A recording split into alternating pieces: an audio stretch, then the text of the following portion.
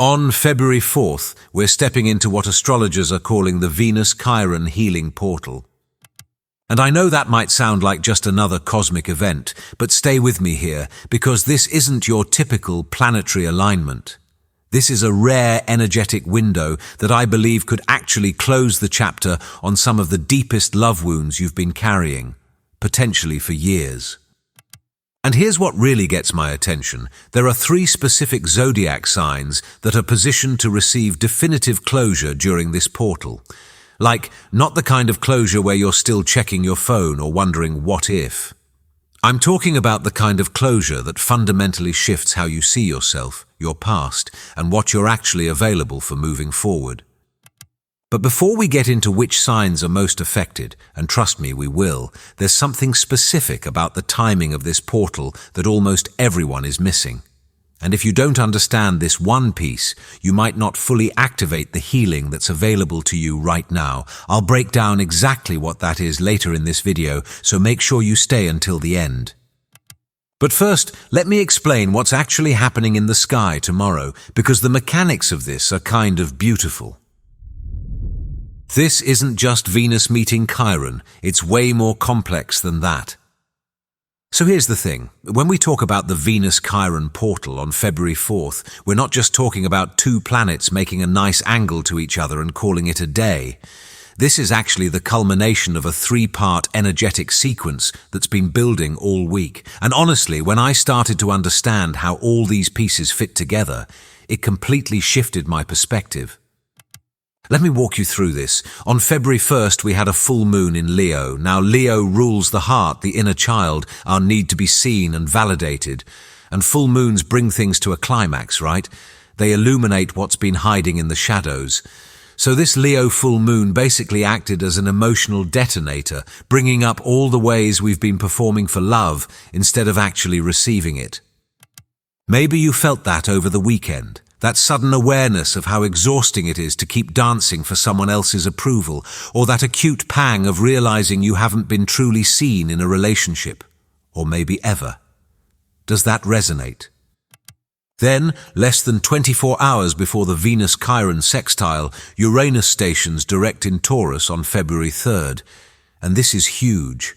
When a planet stations, when it appears to stop moving before changing direction, it exerts this intense pressure.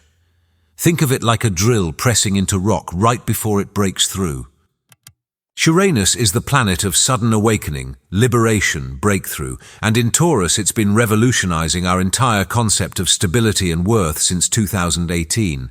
So when it stations direct tomorrow, it acts as a shockwave. It breaks up the stagnation. It disrupts the familiar loop that's been keeping your wound stuck in place. And then, right after that disruption, we get the Venus-Chiron sextile on the 4th. Venus in Aquarius at 23 degrees, making a supportive 60-degree angle to Chiron in Aries at 23 degrees. Exact at 5:20. This is the healing moment, but it's only possible because the full moon cleared the emotional debris and Uranus shattered the stagnation. The 3 events work together like surgery. The full moon is the anesthesia that helps you feel the pain. Uranus is the scalpel that cuts open what needs to heal, and Venus-Chiron is the actual healing that takes place in that open wound. And I really want you to understand something. This isn't passive energy. This is a sextile, which means it's an opportunity that requires your participation. It's like a door unlocking, but you still have to turn the handle and walk through. If you just sit back and wait for closure to descend upon you, you might miss this window entirely. Venus in Aquarius wants you free, not safe. So let's talk about Venus for a second, because her placement in Aquarius is key to understanding the kind of healing that's available right now. When Venus is in Taurus or Libra, her home signs, she's very focused on security, harmony, keeping the peace. But Venus in Aquarius, she's a completely different energy. I like to think of her as the cool lover, the liberator. She values autonomy above everything else. She's less concerned with emotional security and way more concerned with authenticity.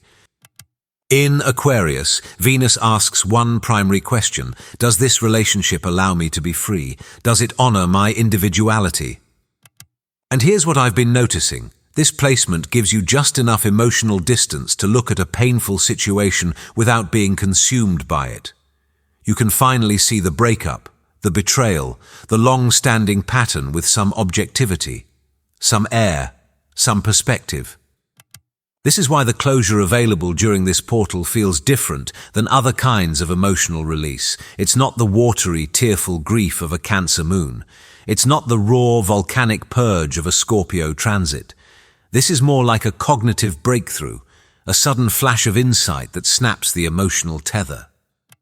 It's the moment you realize, I loved you, but I love my freedom more. Or, this connection served a purpose in my evolution, even if it's over. Or even, I don't need you to come back. I actually need you to stay gone so I can become who I'm meant to be. Does that make sense? It's healing through clarity, not just feeling. Chiron in Aries, the wound of it's not safe to be me. Now let's talk about Chiron, because this is where it gets really personal for a lot of people. Chiron is called the wounded healer in astrology, and it's been moving through Aries since 2018, doing this long, slow surgery on our collective sense of self. Chiron in Aries represents what I think of as the wound of existence, this deep, often unconscious feeling that it's fundamentally unsafe to be yourself. It shows up in so many ways. Maybe you struggle to assert your needs in relationships. Maybe you're terrified of conflict, so you dim your fire to keep the peace. Or maybe you go the opposite direction, becoming hyper-aggressive in defending your boundaries because deep down, you don't trust that you'll be respected if you're soft. By February 2026, Chiron is in the late degrees of Aries. We've been living with this wound for 7 years now. We know the pain of feeling invisible, invalid, like we have to fight just to exist. And the healing being offered during this portal isn't about fixing yourself so you become acceptable to others. It's about accepting yourself radically, wounds and all. It's the realization that your scars are actually the source of your unique power. That the parts of you that feel broken are the parts that make you irreplaceable. And when Venus in Aquarius reaches across to Chiron in Aries with this supportive sextile, it creates a conversation. Venus says, "Let me show you a new way to value this experience." And Chiron replies, "I'm ready to turn this pain into wisdom." But like I said, this requires your participation. You have to engage with it. Maybe that looks like initiating a difficult conversation. Maybe it's making a conscious decision to forgive. Maybe it's ritually releasing an old partner or reframing a narrative from "I was abandoned" to "I was set free." Whatever it is for you, the energy is there to support you, but you have to meet it halfway. Aries, the closure of self-betrayal. All right, let's talk about which signs are most impacted by this portal. And I'm going to start with Aries because for you, this is deeply existential. If you're an Aries, or you have significant Aries placements, Chiron has been transiting your first house of self, your identity, your entire being. For 7 years, you've been grappling with this fundamental question: is it safe to be me? And in relationships, this probably showed up in one of 2 ways. Either you dimmed your fire to keep the peace, making yourself smaller so you didn't threaten anyone, or you fought battles you didn't need to fight just to prove you had a right to exist, right? But here's what's happening tomorrow. Venus is moving through your 11th house, the house of hopes, dreams, community, and your vision for the future. And she's making this supportive angle back to Chiron in your first house. What this means is that you're being given a vision of the future that makes the pain of the past irrelevant. You're seeing a path forward where you don't have to fight to be loved, where your authentic self is not only accepted, it's celebrated. Maybe this comes through a friend's insight. Maybe it's a new social circle that just gets you. Maybe it's a sudden clarity about your long-term dreams that validates everything you've been protecting about yourself. The closure you're receiving is this. You realize you don't need to fight to be loved anymore. The rejection you faced wasn't a verdict on your worth. It was a redirection toward people and places where you actually belong.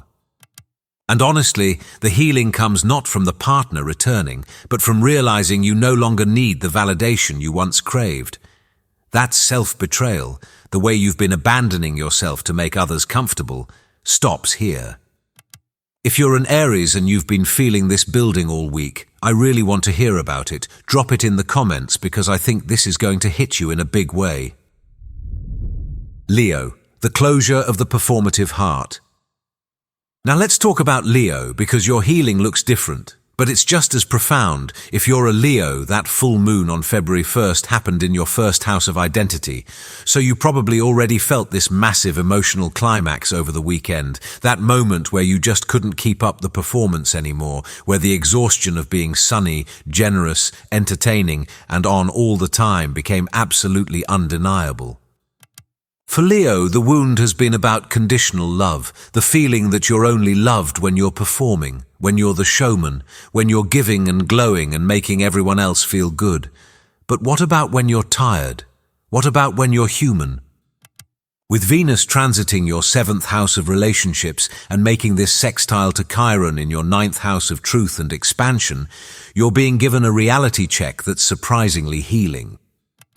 You're starting to see your relationships through the lens of truth instead of drama, and here's what I think you're realizing. A relationship that requires a performance isn't actually a relationship. It's a gig. The closure you're getting is the release of expectation. You're dropping the mask. You're understanding that if someone only wants the show version of you, they don't actually want you at all. And that's not a loss. That's liberation. Maybe you're realizing a partner loves you for your humanity, not your royalty. Or maybe you're realizing you've outgrown someone who only wanted the highlight reel. Either way, the pressure is off.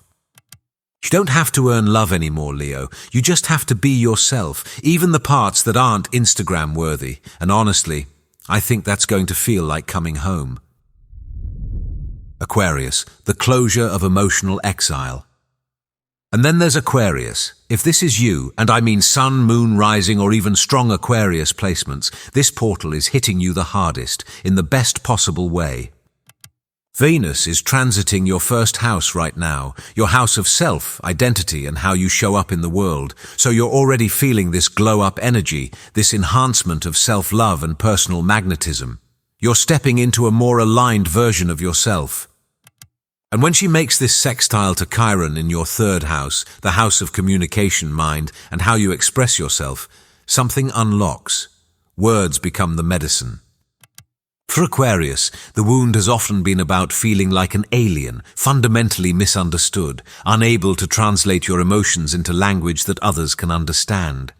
This leads to a history of ghosting or being ghosted because the bridge of communication just collapsed. But during this portal, you're finding the language to articulate your pain. Maybe it's a conversation where you finally explain why you pulled away. Maybe it's finally hearing the apology you needed. Maybe it's writing a letter you never send. But the act of articulating the trauma breaks its power. And here's the other piece. Uranus, your ruling planet, is stationing direct in your 4th house of home and foundations tomorrow. This clears the air in your private life. It allows you to finally feel at home in yourself for the first time in years. The closure you're receiving is the end of emotional exile. You're no longer the outcast. You're the truth teller, and the right people, the ones who are meant to be in your life, they're going to understand your language. You don't have to translate yourself anymore. If you're an Aquarius and you've been feeling this shift, I'd love to hear about it, because I really think this one is going to be powerful for you. This energy doesn't wait, and it won't last forever. Okay, so here's the thing I teased at the beginning, the piece about timing that most people are missing. This Venus-Chiron sextile is exact on February 4th at 5:20, but the influence is palpable from about February 2nd through February 8th. That's your window. That's the portal.